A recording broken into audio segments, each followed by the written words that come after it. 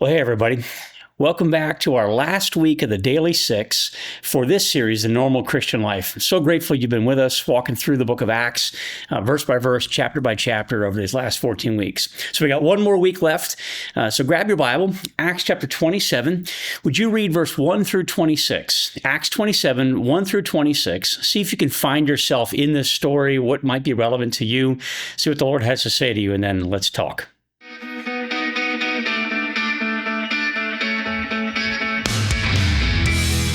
All right, so I'm trusting that you've spent some time with the Lord in Acts 27, verses 1 through 26, and maybe the Lord has shown you something. So we're looking for ourselves. Where do we fit in this story? Now, we're not on a ship that's going through a shipwreck, as you've read. It's that they're going through this great crisis on the ocean. But I imagine in your life there are times, are there not, when things go from bad to worse.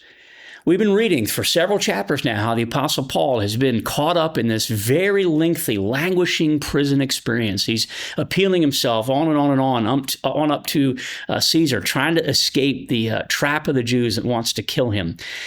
And ultimately, he appealed to Caesar, which means a trip to Rome, and that's not going to be an easy or quick trip.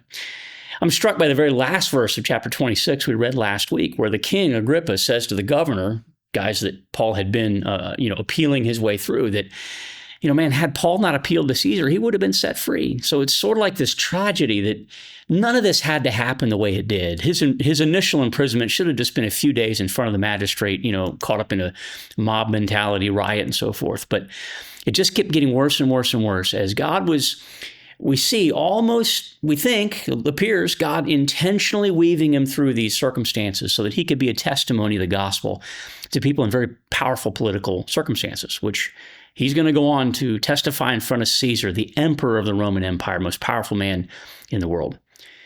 But you've read the story right here in Acts 27, that as they get on a ship and they're sailing and they're going to come up verse 14, that a very strong wind, a wind of hurricane force called the nor'easter, swept down from the island, and the ship was caught by the storm, could not head into the wind, so we gave way to it and were driven along. And, we got to remember that this is not in the days of powered shipping the way you and I would have. They're completely dependent upon the wind.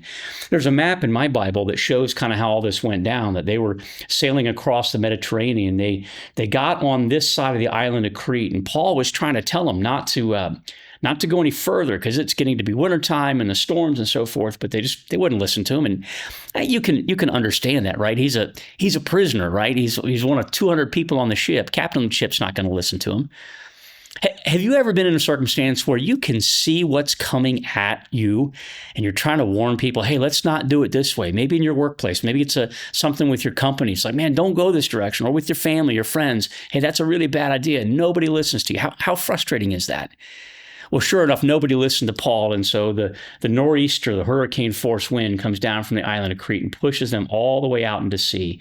And there's this great storm getting tossed around, tossed back and forth in a hurricane, which is just, man, I can't even imagine how terrifying this is.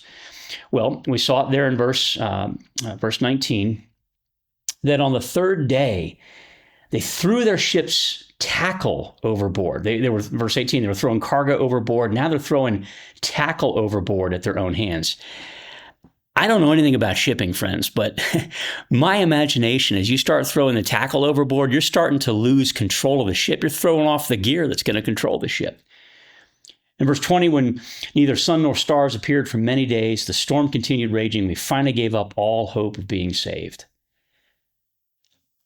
I don't know if you've ever been in the circumstance where stuff is going from bad to worse, whatever it is in your life. Maybe it's a relationship that just keeps spinning out of control. Maybe it's a marriage that you're in that just seems to be getting darker and darker no matter how hard you try, or something at work where you're not breaking through. There's stress. Maybe it's your finances, whatever it is. There's circumstances, health issues that it just seems that no matter what you do, no matter how long you pray, no matter how hard you pray, how long you wait on the Lord, it just seems to get worse and worse and worse.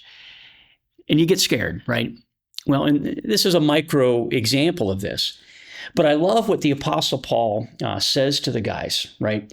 In verse 21, he starts first by saying, man, you should have taken my advice, right? And I've been tempted to say this kind of thing before. It's like, come on, I told you so, right? But all that aside, here's what he says in verse 22.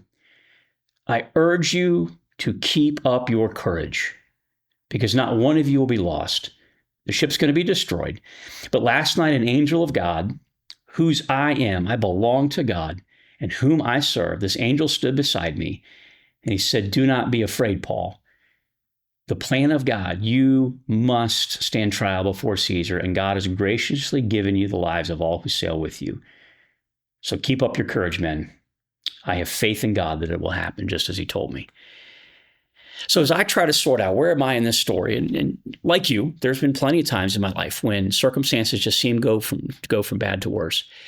There's an old saying that the safest place on the earth is to be in a foxhole in the middle of a battle if that's God's will for you, right? That wherever you are, no matter what circumstance you find yourself in, if God's hand is in it and God is with you, well, then you are in a safe place.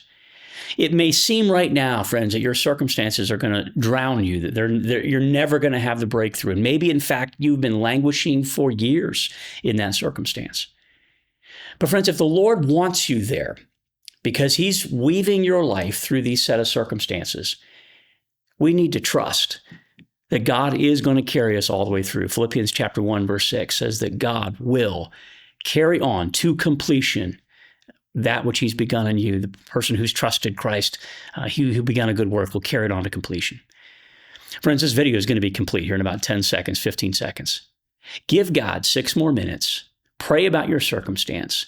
Ask God to reveal his presence in your life. And would you put your faith in God that what he promised will in fact come to pass? Give God 6 more minutes, pray that, and then come on back tomorrow for more of the Daily 6. Thanks for hanging with us.